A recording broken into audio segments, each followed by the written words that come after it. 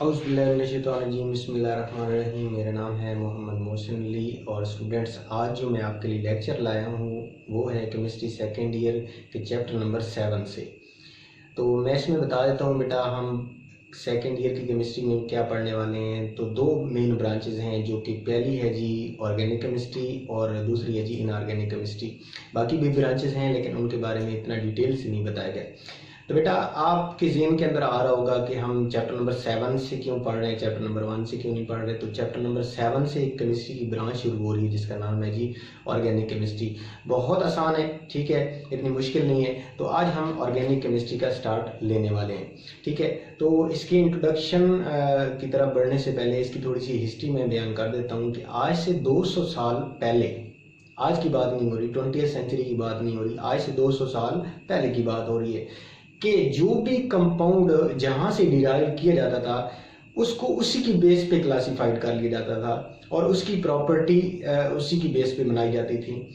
English में बेटा पढ़ लेते हैं, the more than 200 years ago, आज से 200 साल पहले अर्लियर केमिस्ट क्लासिफाइड, उसको क्लासिफाइड कर लेते थे ऑन द बेसिस, किसको भाई, उस कंपाउंड को, जो भी कंपाउंड होता था, on the basis of their origin and property. वो जिस ओरिजिन से निकाला जाता था और उसकी जो प्रॉपर्टी होती थी उसी की बेस पे उसको क्लासिफाइड कर लिया जाता था।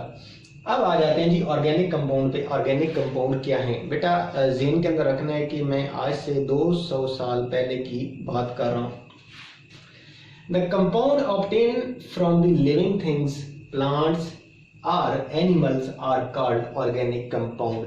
कि ऐसे कंपाउंड जो लिविंग थिंग्स, प्लांट से या फिर एनिमल से ऑब्टेन किए जाएं, निकाले जाएं, उनको क्या कहते हैं जी, ऑर्गेनिक कंपाउंड। बेटा क्लियर हो गई कि ऑर्गेनिक कंपाउंड ऐसे कंपाउंड होते हैं जो कि प्लांट्स, एनिमल और लिविंग थिंग्स से ऑब्टेन किए जाएं, उनको क्या कहते हैं जी, ऑर्गेनिक कंपाउंड। अब आ जाते हैं जी इनऑर्गेनिक कंपाउंड। इनऑर्गेनिक कंपाउंड कौन से होते हैं? The compound obtained from non-living things or mineral source are called inorganic compound। के ऐसे कंपाउंड जो नॉन लिविंग थिंग्स और मिनरल सोर्स से निकाले जाए उनको क्या कहते हैं जी, इनऑर्गेनिक कंपाउंड। ये तो था कंसेप्ट 200 साल पहले का। अब बेटा इसी कंसेप्ट की बेस पर एक थ्योरी पेश की गई जिसका नाम है जी वाइटल फोर्स थ्योरी। बहुत इंपॉर्टेंट है जी क्वेश्चन कि what is vital force theory. बच्चों को इस क्वेश्चन में बहुत कंफ्यूजन होती है कि वाइटल फोर्स थ्योरी क्या होती है। तो बेटा हर जो टॉपिक है उसका जो आंसर है उसके नेम के अंदर थोड़ा सा छुपा होता है। तो आप देख लेते हैं वाइटल फोर्स। वाइटल क्या मतलब होता है? आला। वाइटल कहते हैं जी आला, फोर्स कोई ऐसी ताकत है। थ्योरी, वाइटल फोर्स थ्योरी कि कोई ऐसी आला कुव्वत है जो कि इंसानों के पास नहीं है। तो इसको आप ब्रीफली पढ़ लेते हैं। Organic compound can be manufactured only and with in the living things. कि ऑर्गेनिक कंपाउंड जो हैं वो बनाए जाते हैं सिर्फ और सिर्फ लिविंग थिंग्स से, and these compound can never be synthesized from the inorganic material in laboratory। के ऑर्गेनिक कंपाउंड सिर्फ और सिर्फ लिविंग थिंग्स से ही बनाए जाते हैं और इनऑर्गेनिक कंपाउंड से इनको लेबोरेटरी के अंदर नहीं बनाया जा सकता। तो ये थी जी वाइटल फोर्स थ्योरी। दोबारा से इसको उर्दू में एक्सप्लेन कर देता हूँ कि ऐसे ऑर्गेनिक कंपाउंड जो हैं वो सिर्फ और सिर्फ लिविंग थिंग्स से बनाए जाते हैं, इनऑर्गेनिक कंपाउंड से इनका कोई लेना देना नहीं है। तो बेटा क्लियर हो गई वाइटल फोर्स थ्योरी। फटाफट से इसका स्क्रीनशॉट ले लें, फिर आगे चलते हैं जी। तो बच्चों बना लिया आप लोगों ने स्क्रीनशॉट, तो आगे आ जाते हैं बोलर्स के वर्क पे। अभी हम वाइटल फोर्स थ्योरी पढ़ रहे थे। वाइटल फोर्स थ्योरी क्या है कि ऑर्गेनिक कंपाउंड जो हैं वो लिविंग ऑर्गेनिज्म से बनाए जाते हैं, इनऑर्गेनिक कंपाउंड से नहीं बनाए जा सकते। तो वोलर जो था उसने कहा कि नहीं, मैं नहीं मानता वाइटल फोर्स थ्योरी को। उसने अपना ही नजरिया पेश किया और ये बहुत बड़ी बात है किसी भी थ्योरी को के ऊपर एतराज करना। तो नाम था जी इसका पूरा फ्रेडरिक वोलर, एक जर्मन केमिस्ट था। इसने कहा कि मैं वाइटल फोर्स थ्योरी को नहीं मानता, लेकिन इसने ये जब बात कही तो उसने पूरे एक हकाइक से बात की। इसने एक पूरा एक्सपेरिमेंट किया हुआ था।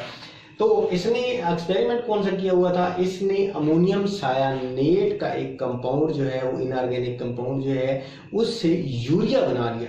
यूरिया एक ऑर्गेनिक कंपाउंड है। हालांकि हम तो पहले पढ़ रहे थे वाइटल फोर्स थ्योरी के अंदर के ऑर्गेनिक कंपाउंड जो है वो लिविंग थिंग से बनाए जाते हैं, इनऑर्गेनिक कंपाउंड से नहीं बनाए जा सकते। लेकिन फ्रेडरिक वूलर ने क्या किया कि ऑर्गेनिक कंपाउंड को इनऑर्गेनिक कंपाउंड से डिराइव कर लिया। तो इसने इस नतीजे पे इसने कहा कि नहीं, मैं नहीं मानता वाइटल फोर्स थ्योरी को, और वाइटल फोर्स थ्योरी इसी के एक्सपेरिमेंट पे रिजेक्ट हो गई थी। A German chemist Friedrich Wöhler rejected the vital force theory। इसने क्या कर दिया जी, रिजेक्ट कर दिया वाइटल फोर्स थ्योरी को।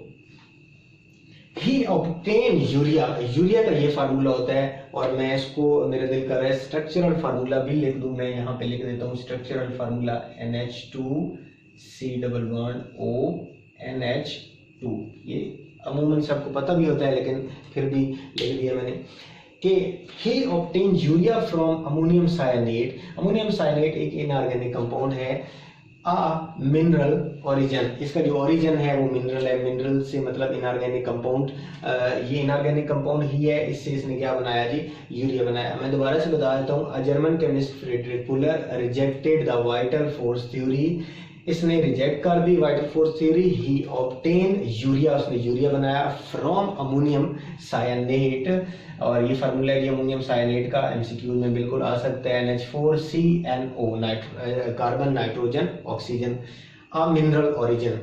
मैंने फार्मूला लिख दिया जी यूरिया का।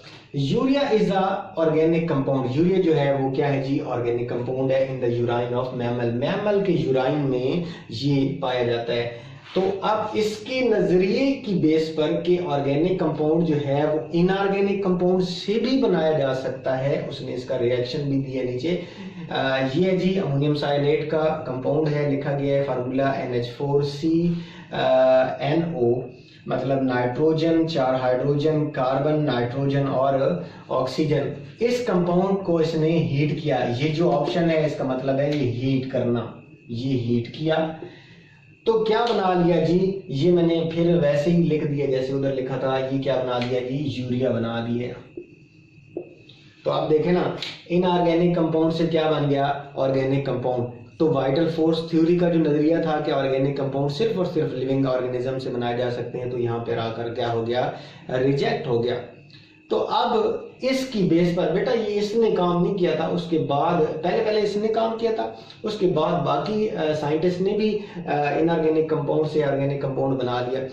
अब इसकी बेस पर हजारों नहीं लाखों ऑर्गेनिक कंपाउंड बनाए जा सकते थे, ठीक है। तो अब पहली जो थ्योरी थी उसको तो रिजेक्ट कर दिया, तो अब मॉडर्न डेफिनेशन की तरफ आते हैं कि ऑर्गेनिक केमिस्ट्री की मॉडर्न डेफिनेशन की जरूरत पड़ गई। From synthesis of urea, urea जब बनाया गया from ammonium cyanate, ammonium cyanate से millions of organic compound have been prepared. तो मिलियंस, हजारों नहीं लाखों कंपाउंड जो हैं वो बनाए जा सकते हैं और बनाए जा चुके हैं।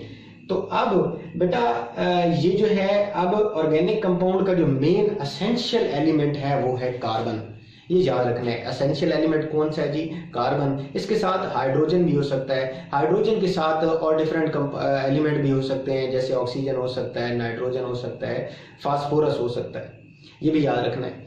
और कुछ लाजमी नहीं है कि कार्बन मौजूद हो तो वो ऑर्गेनिक कंपाउंड होता है। तो अब जैसे कार्बन मोनोऑक्साइड है CO और कार्बन डाइऑक्साइड है, अब ये इनके अंदर भी तो कार्बन मौजूद है, जैसे कार्बोनेट है, बाइकार्बोनेट है, तो ये इनके अंदर भी तो कार्बन मौजूद है, लेकिन ये ऑर्गेनिक कंपाउंड के अंदर नहीं आते।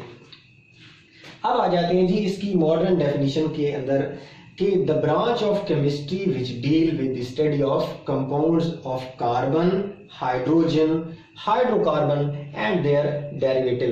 कि क्या कहता है जी कि the branch of chemistry which deal, कि ऐसी केमिस्ट्री की ब्रांच जिसके अंदर हम पढ़ते हैं the compound of carbon, carbon के कंपाउंड, हाइड्रोजन, हाइड्रोकार्बन, इसको मिलाकर लिखा है, hydro mean hydrogen, carbon mean carbon, hydrocarbon, इन दोनों को मिलाकर लिखा है। कार्बन हाइड्रोजन को हाइड्रोकार्बन पढ़ते हैं। And their derivative. डेरिवेटिव्स क्या होते हैं कि ऐसे कंपाउंड जो किसी दूसरे उसी ऑर्गेनिक कंपाउंड से बनाए जा सकते हैं, उसको उसका डेरिवेटिव कहते हैं। जैसे मैं अगर जगह तो नहीं एग्जांपल बता देता हूँ यहाँ पे कि जैसे ये है जी CH3OH, ये मैथानोल है। मैथानोल से हमने क्या बनाया जी, एथानोल बनाया, C2H5, ये ऑर्गेनिक कंपाउंड ही है एथानोल। अब ये इसका क्या हो गया, डेरिवेटिव। डेरिवेटिव ठीक है जी। तो हमने मैथानोल से क्या बना लिया जी, एथानोल बना लिया। तो एथानोल मैथानोल का क्या हुआ जी, डेरिवेटिव। तो डेरिवेटिव का कंसेप्ट भी क्लियर हो गया। मॉडर्न डेफिनेशन बेटा बहुत इंपॉर्टेंट है, इसकी सिर्फ डेफिनेशन ही 2 नंबर की बोर्ड के एग्जाम में आती है। The branch of chemistry which deal with the study of compound of carbon, hydrogen, जिसको हम हाइड्रोकार्बन बोल रहे हैं, and their derivative। बेटा आज का लेक्चर समझ आ गया है। अगर मजीद भी कोई पॉइंट हो तो मुझे कमेंट बॉक्स के अंदर मुझे आप बता सकते हैं। और एक और बात, अगर आप चाहते हैं कि सर लेक्चर के बाद जो है वो बुक की रीडिंग भी करा दें तो मुझे आप कमेंट बॉक्स के अंदर ज़रूर बताएंगे।